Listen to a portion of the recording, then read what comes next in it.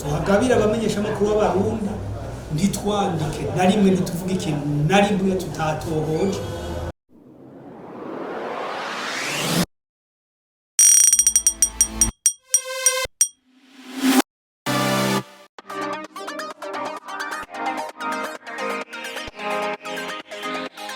Ikinyamakuru Imboneza News cyatunganije kuri uyu wa kane genekezo rya 10 ndamukiza umwaka wa 2025 ibujumbura ikiganiro shure kubamenyesha makuru. Umuyobozi w'ico kinyamakuru niyo nkuru wiri aratubwira igituma n'intumbero vyatumye bategura ico kiganiro shure. Igikorwa muri bimwe bita kwigishanya bitavuna ikoresheje uburyo butoyi uke ashobora kuronka.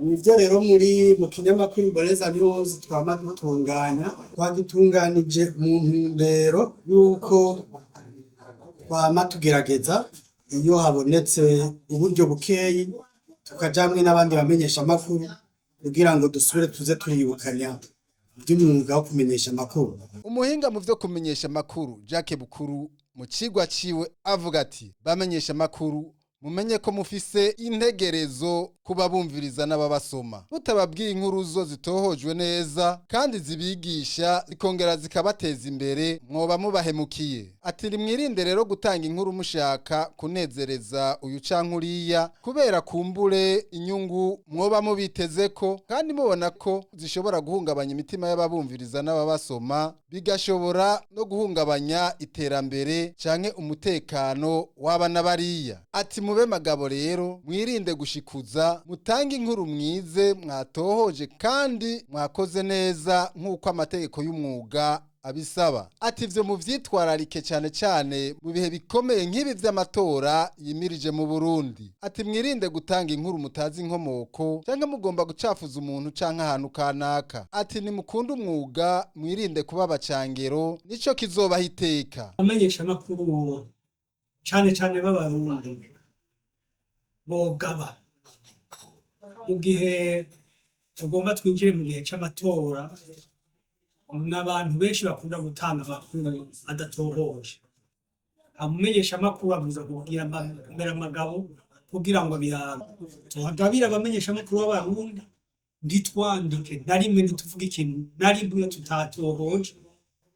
Kubera izi bintu vy'imbuga ngurukanabumenyi bugomba ko umuntu yihuta mu kwandika yihuta mu kuvuga mugabo turibagira utohoza neza kugira ngo tubone muri ivyo twanditse ivyo tuvuze amasanamu twerekanye yoba ashingiye kuri aba bantu rero batanga ayo makuru adatohojwe abesha kandi babigira nkano abo ondi babi muhagabire tukore turi hamwe kugira ngo turabe neza dutohoza dutange inkuru idahava dusanga ari ibintu biboze turiko turahaba nyembene gihugu kugira bamire ibiboze bizohava bibagaruka.